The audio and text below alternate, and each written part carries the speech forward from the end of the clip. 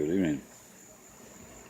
I've got some more orchids in front of me that are in river rock, lava rock, and actually has a bunch of moss over it.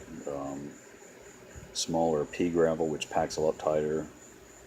A little coarser river rock. There's a foul back there in river rock with some pea gravel mixed in with it. But just a variety. Just a variety. One of the questions I get asked a lot is, how much am I going to have to water this? In the wintertime, am I going to have to water it all the time, every day, every day, every day? No.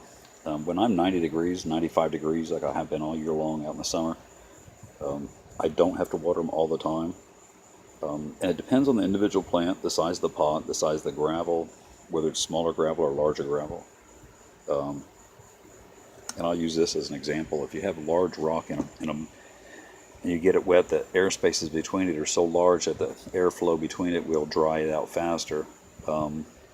This right here with the smaller gravel, this will stay wet longer. So if you have a plant, and that's why this particular dendrobium is in this one likes moisture. It's always likes more water than the other dendrobiums I have for some reason, but that's why I put it in the pea gravel. It's done a lot better in it. Some of the others are in larger river rock, and it dries out a little bit faster. It has larger spaces between it. The larger the space, the quicker it'll dry out. That's why sand, which has very tiny spaces between it, is so fine, it stays wet for a long, long time. You can imagine a pot full of sand, how wet that would stay. All right. This is lava rock. It has some moss over the top of it. I'm just kind of playing around with the moss and experimenting. Some of them, like only part of the pot will be covered, and what I'll do is, if I notice that all the roots always grow over here on the side where the moss is, then I know it's beneficial. It's obviously, it likes that, and that's why it's doing that. If they all avoid the moss and grow to the other side of the pot, then I can make up my mind as to whether or not I'm going to grow in moss or not. Right now, they seem to like the moss. Right now, they seem to really like the moss. There's quite a few YouTubers. This is not my idea. There's quite a few YouTubers that use Orchidana. Love her Tolumnias with the moss around them. I wish I could find sphagnum like that around here, live moss like that around here. I can't. I'm a little too far south. But if I ever get my hands on something like that, I would. There's a bunch of them. I'm trying to think. Oh, Deborah Woodrow has moss that she uses on a lot of her orchids too. She collects it out of the woods and uses it on hers. And they've done really, really well also. The ones that I've put it on, it's more of an experiment. And somebody asked me, I think it was Margaret asked me that the other day in a question recently. Is it more of an experiment, or does it actually serve a purpose, beneficial? It's real thin. It's no dirt attached to it. I peel this right off actually this grows off the concrete or the brick and stuff is where I get this, and it peels off it. So it doesn't have any soil or anything up underneath it, but it grows right back down onto the rocks and the lava rock and stuff real fast. The one thing I've noticed is it does stay moisture on this side of the pot. I can see where it'll dry out versus the other side of the pot won't dry out as fast, or it'll dry out faster on this side versus this side. And again, I think it could be used as a tool, and that's how I look at it is as a tool.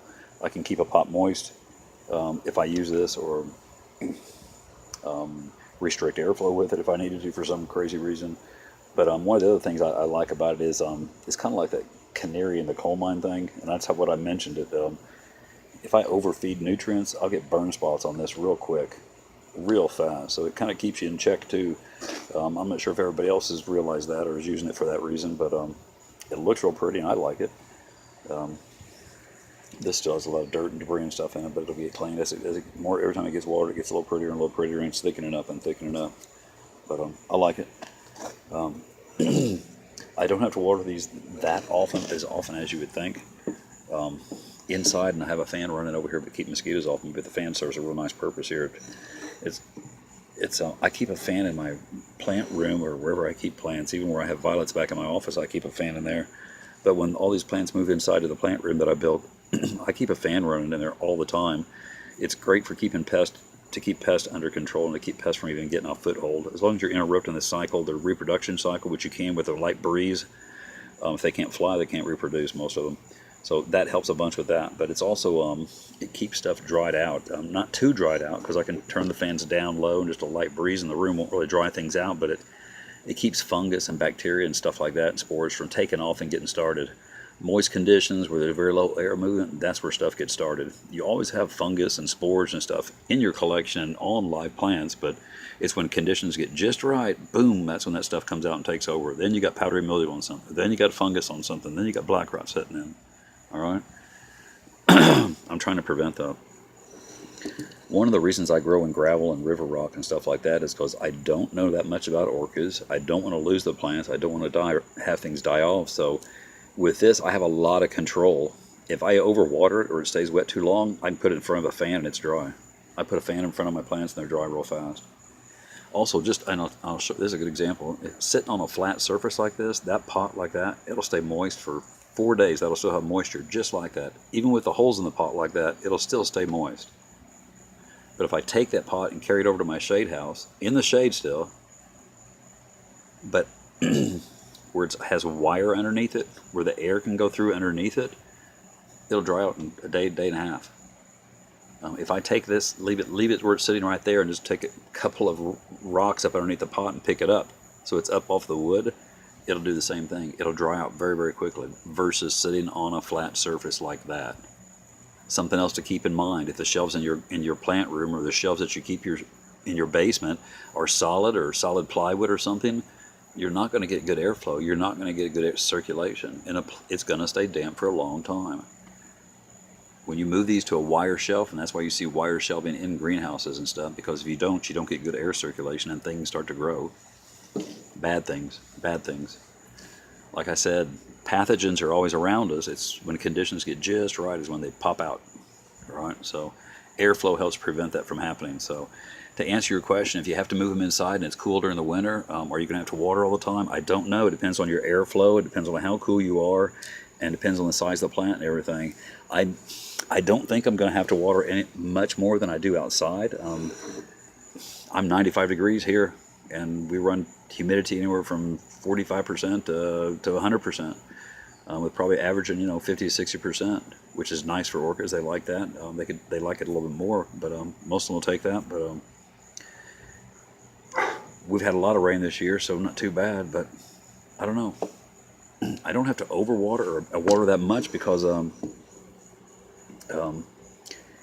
when I water, I think it's how I water. When I water, I let them soak. I let them really, really soak. I don't just dip them in and dip them out, or pour water through them. I may do that for fertilizer and stuff, but I won't necessarily do that when I'm deep soaking them or watering them. Maybe once a week they're going to sit and just get soaked.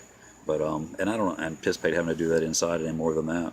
When I had them inside for a week during the bad weather here, it was pretty much the same thing. I enjoyed it because it was kind of a break for me. So I don't think I'll be watering as much inside. The cooling effect, I think I've mentioned that before. I don't think I'll have that issue either. The cooling effect that you get with this is such a short-lived versus moss or bark. You'll have not quite as much of a cooling effect with those medias versus stone and a clay pot. And I know what you're talking about, but this will dry out so faster, especially with some airflow on it. And I keep pointing to the fan because I have a fan over here blowing on me. But as long as you have airflow going, this will dry out. When we had 15 inches of rain in 7 days and my plants just couldn't take it anymore, I wheeled my shade house into my shop and put a fan on them. And within a day, boom, everybody looked like this. And they were starting to wick the water away like they normally would again, because I removed it very, very quickly. Had those been in bark or moss, that would have been a nightmare. Would have been a nightmare. And I'm not trying to get into a pro or a con kind of a show here. That's not what this is about. I'm answering questions. I grow in this media because it works for me, and because I'm not familiar enough to grow in moss or bark, and I don't feel comfortable enough to grow in moss or bark. So I grow in these medias because it works for me and it works for my setup. I have a lot of control with this, and until I get better knowledge of orchids, I'm going to stay like this. And even probably then, I'm probably going to stay like this, just because I love having the control. If you want them to grow, you can make them grow. If you want them to bloom, you can make them bloom. That kind of stuff.